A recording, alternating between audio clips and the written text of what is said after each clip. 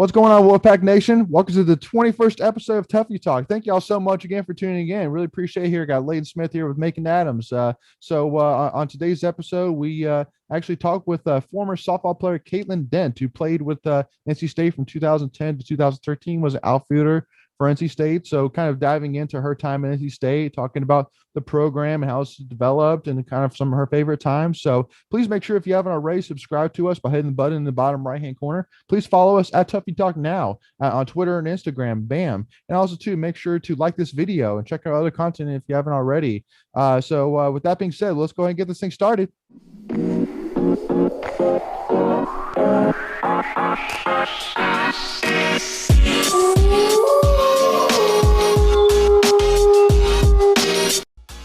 What's going on, Wolfpack Nation? Thank you so much again for tuning in. Again, we got with us here today, Caitlin Dent, former NC State softball player. Thank you so much for joining us today, Caitlin.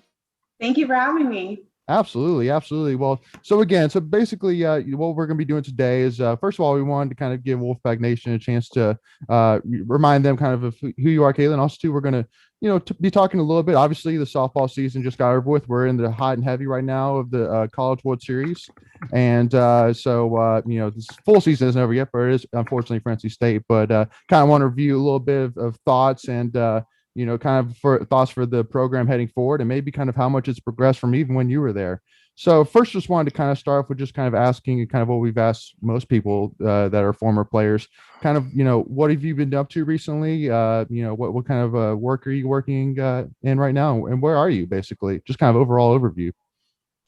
So I am back in West Palm Beach, Florida, where I'm originally from, and currently got married 2 years ago. So, that's changed. And I am now working with the American Heart Association. I'm their development director. It's something that I didn't think I would ever get into nonprofit work, but God has a different plan, and here we are. Amen. Well, congratulations, first of all, getting married. That's awesome. Congratulations on that. Just wanted to kind of first of all ask, have you been able to, I know before we started recording, we were kind of talking a little bit about the College World Series and JMU and how impressive they have been, but I'm sure you probably still kept your head for the most part in the college softball world, I'm sure.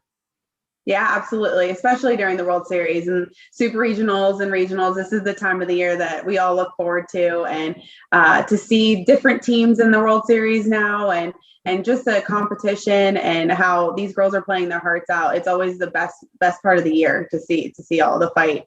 Mm-hmm. Absolutely. So, and just to confirm too, so you were at State from 2010 to 2013, correct? Correct. Yes. Okay.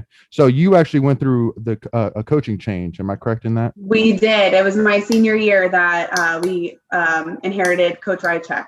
Okay. Curious for that. What was that kind of transition like? I know that because overall NC State softball is relatively young. I think if I'm not mistaken, it started in the early 90s, something like that. Yes. So overall, it's relatively new. And I think this actually Coach Patrick Swift is actually, if I'm not mistaken, State's third softball coach. So, wanted to kind of ask, how was that transition like, kind of going from that? And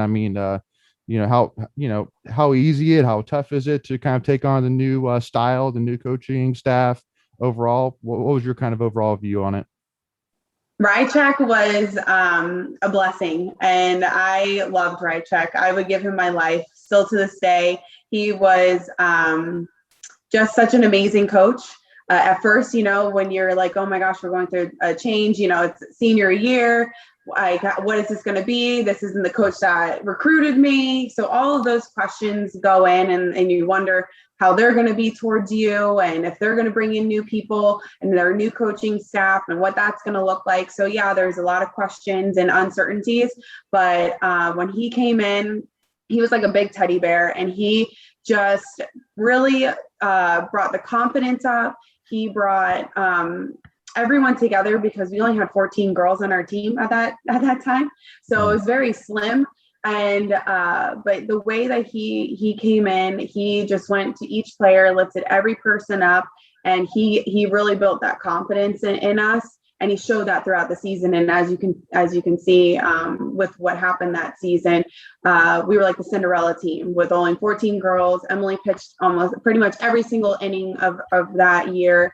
and just his leadership was incredible. And you can tell that we just became just one unit, and the camaraderie between us and as a team was something I've never experienced. It was really awesome. We had each other's backs, but it all started from leadership, and it started from him really setting the tone and bringing that confidence to our team.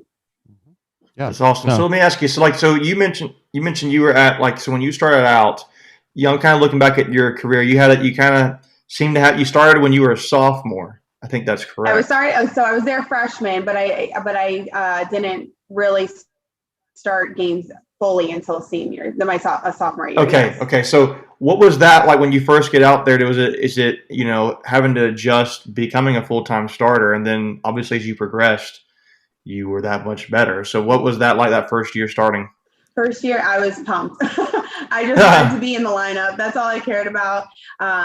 So my freshman year, I was actually a third baseman, and I never played third base. I was always middle infielder, and novice put me at third. And then sophomore year went into right field, and I didn't care where I played. As long as I was in the lineup, a part of the team, helping the team, that's all I cared about.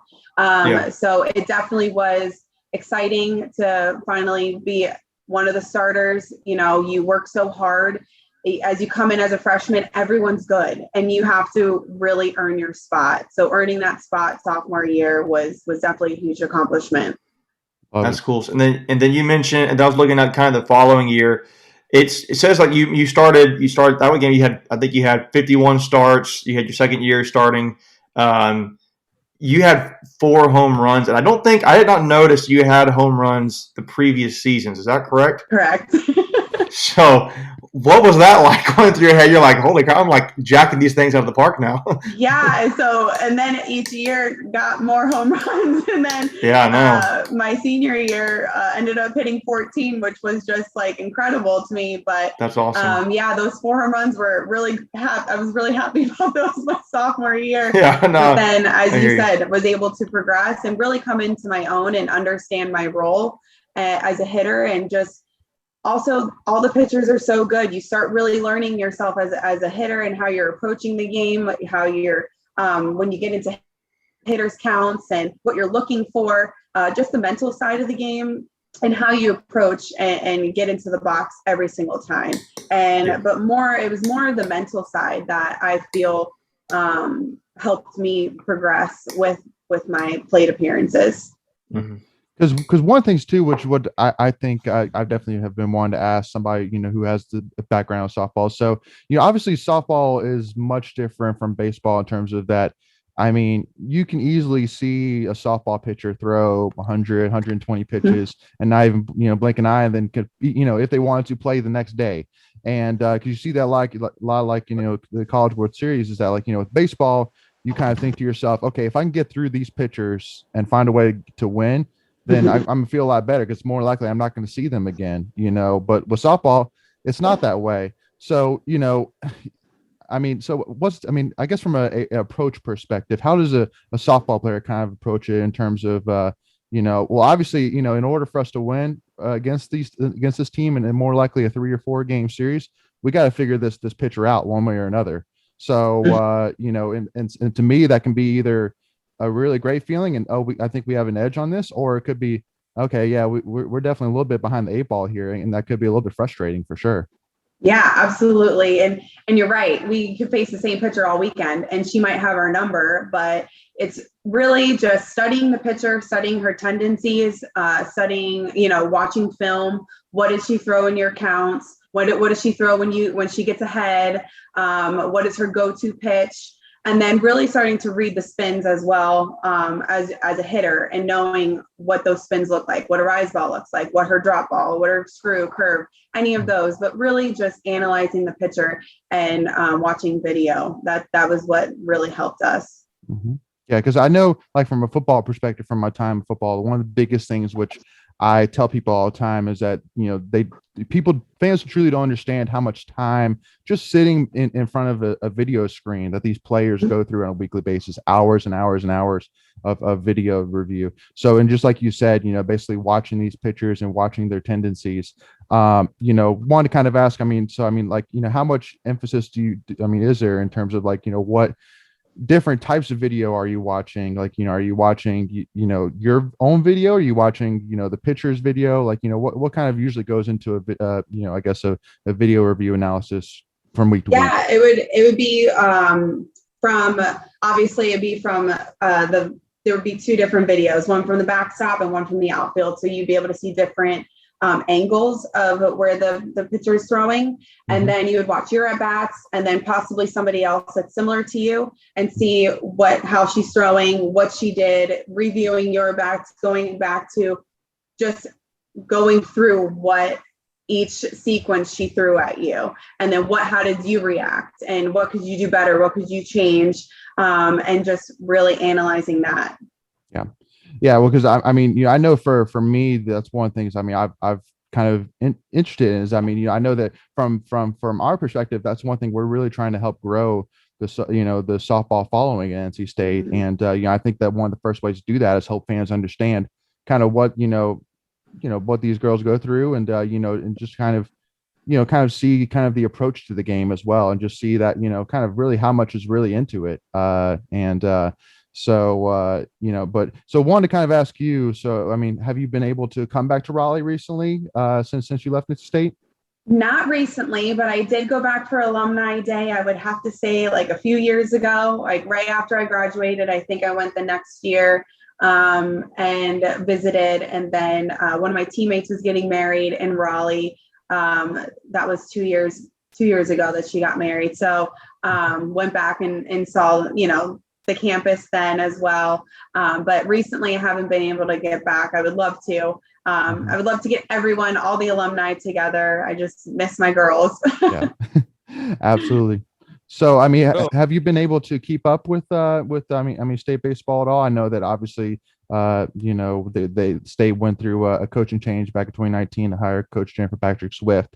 So I know your coach isn't there anymore, unfortunately, but wanted to kind of ask, how much you've been able to keep up, even being down in West Palm Beach, Florida. Yeah, I'll be honest. I haven't followed so closely, but I have read up a few times just to see how they're doing, or I'll just check in to see, if they won a game, won the series, and how they're doing. But I have not followed super, super close. I'll be honest. Yeah, that's cool. That's cool. So let me ask you this: when you had that I guess it was your senior year, and you had Rychik come in. And you guys won the ACC Championship. Mm-hmm. Can you just talk about that? You kind of hinted at it a little bit. Can you just kind of elaborate what's going through y'all's minds, the preparation? Are you looking at yourselves like, holy crap? Yes. This is happening. I could cry every time I think about this team because just going into it, like I said, the confidence he gave us that, and the belief that he had behind us, because going in, and we all, of course, you always envision wanting to win the ACC. That's the whole point when you get to call, you want to win your conference. And that was the ultimate goal.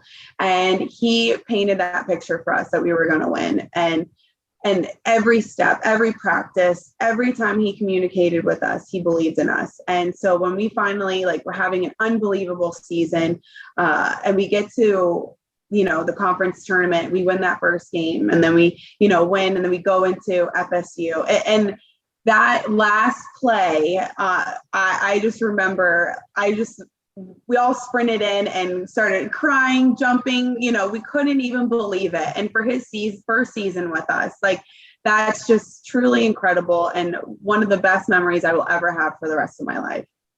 do you ever hear back or hear from any people who were fans, alumni that were there, not just, that just realized, like, do you realize what you did for the school when you did that? Like, Yeah, do everyone, and that's the best part. And you're doing this for your university. It's about the name on the front of your jersey, and you're representing your university. And to be able to do that, and especially like I said, with a slim team, we had 14 girls on our team. Every single girl played every single game on that field, the starters, and Emily was a workhorse and threw her heart out that year, and it was incredible to see. And just like I mentioned before, everyone had each other's back on that field every single day. No matter what, we were going to battle for each other, and that was what was so incredible, was the chemistry, and knowing that every single person was fighting to, win every single game. And it was such a special experience. Awesome. Yeah, no, that's amazing. And again, I mean, that, because at the end of the day, that's one thing that I know from us and Make and I, we always talk about is that, unfortunately for NC State, baseball, football, and basketball, men's basketball, we have the longest ACC drought of us not winning an ACC title since 1992. So for Make and I, it's simply championships. That should be the goal. That should be the bar. Period. If you didn't win a championship, then we're not there. It's as simple as that. And so for you guys to bring that in for his Coach Reich's first year, I mean, huge accomplishment. Hats off for sure. And and again, I mean, and even on top of that, for what I think it was 2 years later in 2015, for him to go to the super regional.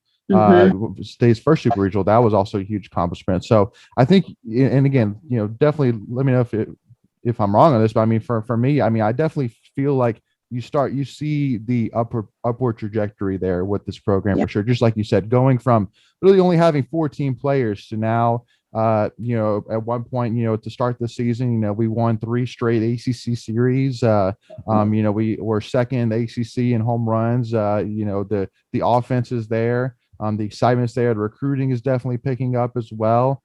So I mean, I like, especially watching this weekend, watching the Women's College World Series, you kind of think, how far are we from that? Really. So I mean, would you overall kind of agree with that analysis for the most part? Yeah, absolutely. I 100% agree. And I think also what's really cool is the ACC just expanding in general and getting more softball teams, Duke, Clemson. That's just really awesome to see, because we didn't have that. So to be able to just see the sport growing in itself, but also how NC State continues to grow and flourish, and hopefully continue with growing their program. Can you tell me where Clemson came from? Holy smokes! I know. I'm blown away. I just couldn't believe it. And I think it's so cool to see that these two, universities finally have softball in them. Mm-hmm. Yeah, no, it's unbelievable. I mean, for sure. I mean, when especially during watching the ACC championship, because they were in the championship game against Duke, and they kept on saying this is their first year. And I think they only had single digit losses. And I mean, they were just incredible. So that is truly remarkable for that program. So, and because I know, I mean, obviously Florida State, they won a national championship a couple years ago. Virginia Tech has been up there, and they're continuing to go upward. Obviously Clemson's, hit the ball rolling from the word go. And Duke, has definitely established themselves as well. So, I mean, I think you kind of said it in terms of how much not only State is going up, but ACC overall, is getting tougher and tougher and tougher. So, which makes the job for now Coach Patrick Swift a little bit, tougher, but also a little bit more exciting because, like you were saying, I mean, I think, especially you think about the big guns like Oklahoma, Alabama, the big schools that you see year after year in the college World Series. So, you kind of hope, that the ACC can start having some of those big names that everybody thinks. When I think softball, I think, right. ACC. Exactly. Yeah, exactly. And that's why, as much as like it hurts me that FSU won, but I'm so happy that they won the national championship, because again, an ACC school, I was so pumped for them because they were able to represent the conference and be able to show that we are in contention as an AC, as our conference. Yeah. So let me ask, let me ask you this question. I want to kind of shift gears a little bit. So you mentioned you mentioned all of your career so far at State, but then you mentioned how you went on to coach at Hofstra. Mm-hmm. Can you talk a little bit about what that was like, but then also going from a player, taking that experience, you mentioned all the film you watch, and then going to be a coach, and then, trying to make others better that you're actually responsible for coaching. Yeah, no, it was such an awesome experience going to Hofstra and being assistant coach to Larissa. She is a phenomenal coach. And Bill Edwards was originally the head coach there, I think for 15 years, if I'm not mistaken. And they were a dynasty. They were the team that led, up north and in their conference. They won their conference almost every single year. So be able to go in and be a young coach, I was very honored to have that position and to learn under those two individuals, because Bill was still very involved, but Larissa is so knowledgeable of the game. And to have that experience, to learn a different side of the game, it was incredible. But it was very challenging at first, because you just want to go out there and do it. You're still so fresh. We just came off winning the ACC. You're just like wanting to go out there and just doing it. And so it was definitely difficult to be able to transition and be able to figure out that, like, for somebody, the way I'm speaking and teaching you how to do something might not work for her or might not work for this girl. So I might have to switch the way that I'm teaching it, and then it'll click.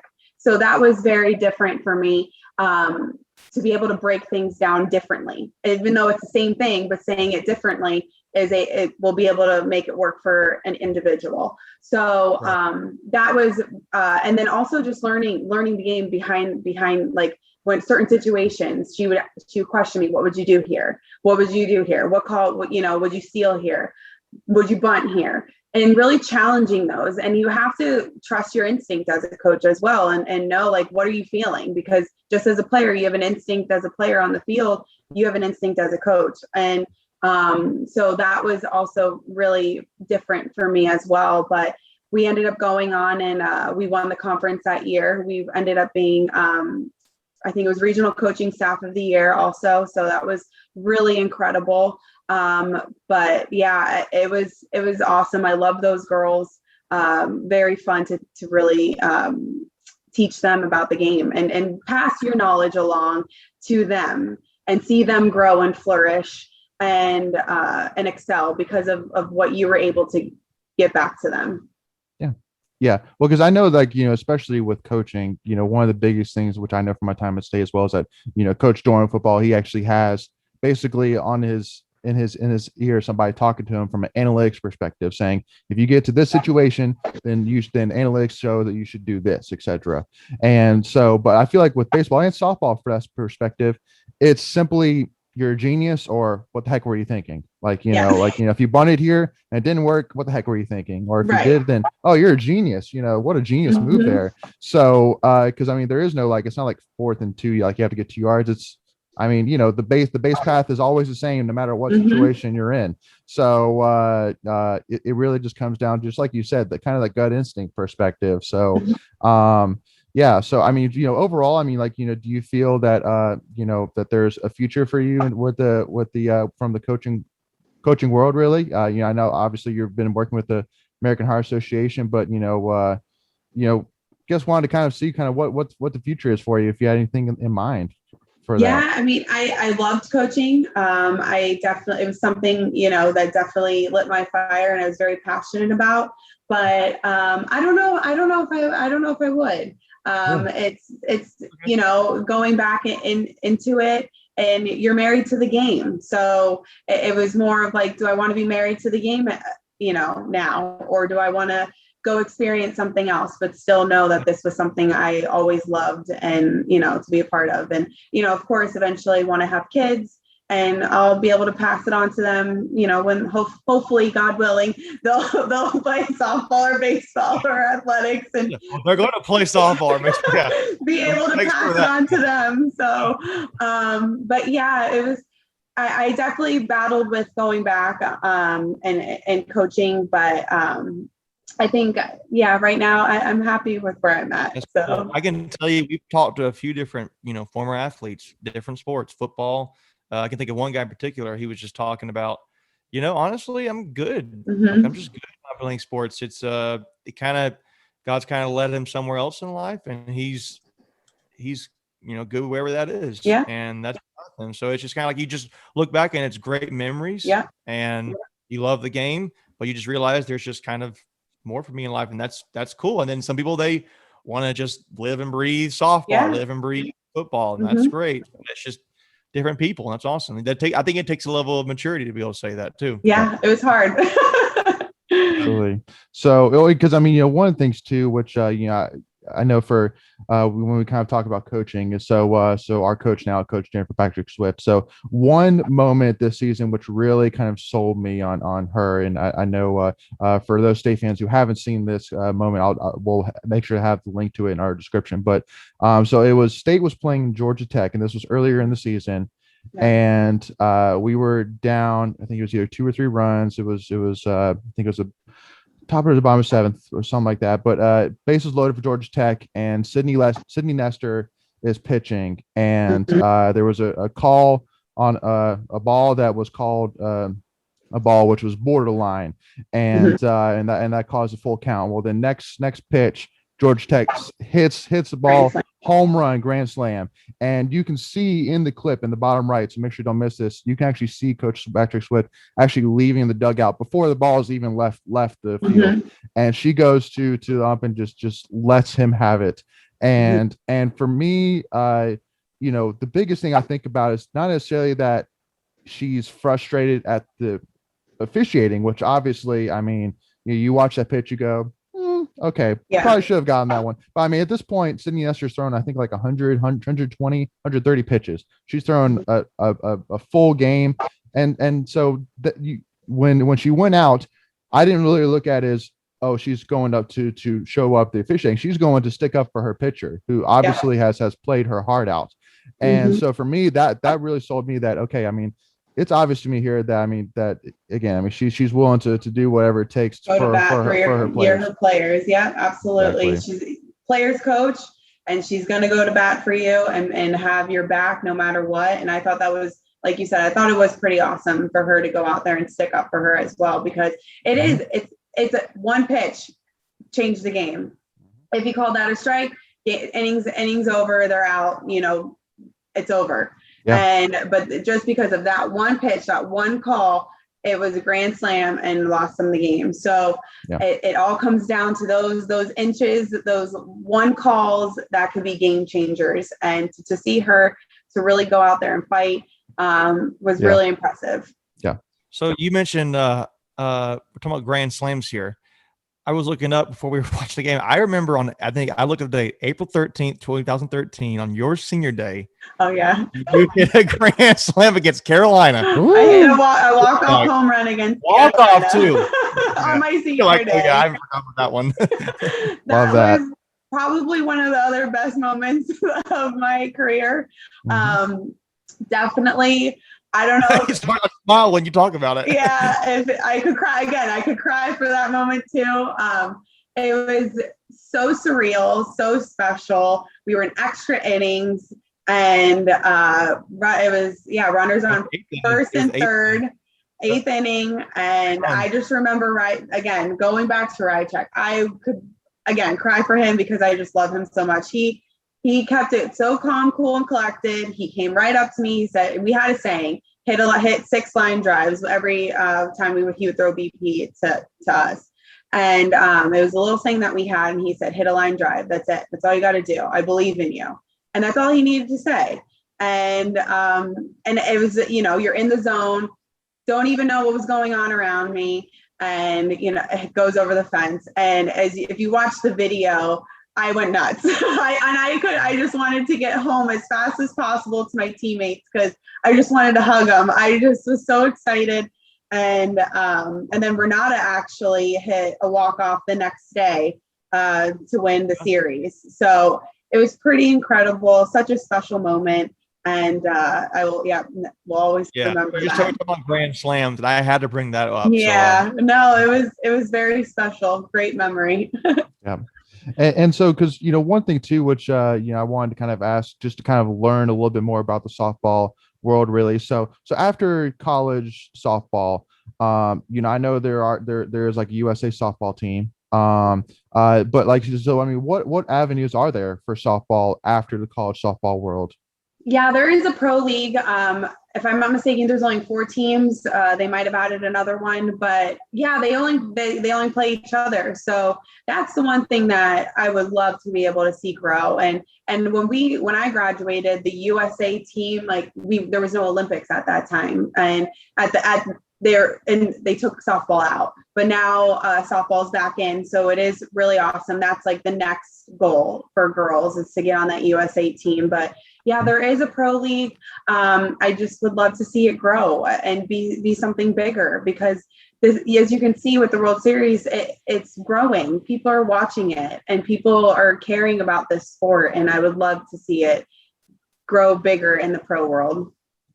Yeah. Well, because I mean, it's definitely become a lot more exciting, no doubt. And again, I mean, watching like the game yesterday with Oklahoma and JMU, and watching, I mean, the outfield packed. I mean, it's there is an empty seat for those games. It's awesome to see, because I know that's one of the big things, even for like the WNBA, that are really trying to push growing women's sports overall. And saying, if you give them, that TV time that you give the men's sports, that you could easily see that grow. Because I know, even for me, I mean, I'll be 100% honest, I actually didn't really know that there was a pro softball league, but I'm definitely gonna go check it out now. And so it's definitely something which we all can hope, and I mean, it definitely should support, to try and grow and see what come of it, for sure. So I mean, overall, so one to kind of I know we're kind of getting close to the end of our time. So wanted to kind of ask, for you, just, what would you say, obviously I know Macon's mentioned a couple of moments with your grand slam against Carolina, win the ACC title per se. But overall, I mean, if you had to pick, I mean, like maybe is there one more moment from your time there that really sticks out to you that we haven't mentioned yet during your time at NC State? Oh boy, that's tough. All of them. Yeah. Those 2 are the biggest ones. Just overall, what? Yeah. And those are good. Those are good ones. They are. Nothing wrong with them. Those were just so memorable, and but just overall, that senior season, that whole time, it was just something so special. And then making it to the regionals, even though we lost to Tennessee in the finals, that the whole season, it was one big success and great memory. And I have one moment besides those 2 that I can think of right now, but yeah, like I said, that season was just so special. Absolutely. Well, because it's great to hear, because it's not usually common that a coaching change like that would go that smoothly and that successfully. I mean, you to come in, who you were with the previous coach for 3 years, and then your senior. I mean, it's clear as day from this whole interview that, I mean, you easily bought in with this new coach and absolutely took him in and fell in love with I mean, the system that he brought in. So I mean, definitely hats off. I mean, I'm hoping and I feel like that I mean, the rest of the team probably have the strongest feelings towards that as well, especially again with how successful it was. Because I mean, it's not easy for a coach to come in and really buy the team on the vision and really taking it that quickly to go on and win the title. Exactly right. First season. So because one of the biggest things as well that, I mean, I did want to ask you as well to kind of end it off. So I mean, when you came to NC State, what kind of sold you on coming to NC State? And then, did you ever even, I mean, was there ever even really talks about winning ACC title, going to NCAA regional? Like, I mean, was that within the realm of the discussion when you had originally come to NC State to play softball? Yeah, absolutely. Definitely. Obviously, that is something that's the goal from the beginning. when you're getting recruited, wherever you end up going. But that was definitely a vision and a goal coming in to NC State as well, and something that was talked about. Yes. But just going on the campus, the minute I stepped on the campus and came to my official visit, it was everything I envisioned for college. But it was so funny, like when I first got recruited by NC State, I thought it was too far and too cold because, Florida girl, used to 90 degrees. And I was like, oh my gosh, it gets down into the 20s and 30s. Like, I don't know if I could do that. Yeah. But my dad was like, no, and my mom were like, keep an open mind, go look.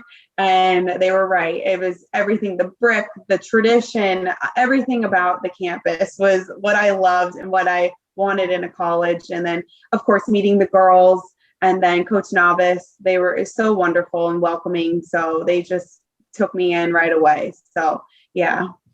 Did you have a favorite spot around State's campus to go to, whether it was to eat or to hang out? Oh, well, we were always at Case because of study hall and everything. Yep. And I'm so jealous of the new Tally. It's gorgeous. I wish it was like that when I was there. It's incredible.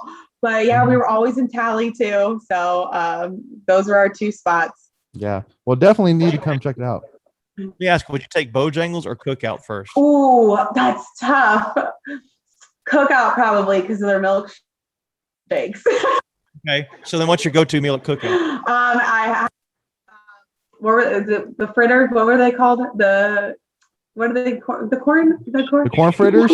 Corn fritters for sure as a side. Or like, are you talking hush puppies? Hush puppies. Those, yes, that's what it was. I was like, I couldn't remember what they were called. Hush puppies. The hush puppies. That was what I loved. The hush puppies. Those were my favorite things. That's fair. I'm realizing more and more that's more like a North Carolina thing or this area than it is. I had no idea what that was. Thing. No, I had no idea what Cookout was. Had no idea what Bojangles, Zaxby's, none of those. Had no idea. And then the hush puppies. Forgot that's what they were called. But yeah, those were delicious. Well, maybe in the future, once you make enough money, you can open a Bojangles in Florida. I know, right? I mean, I'm sure they'd be open to the idea. So, for sure. They need some Bowberry biscuits in the area. Yes, they do. Oh gosh, those are so good. And the sweet tea. Oh yes. The sweet tea. Yes. Yes.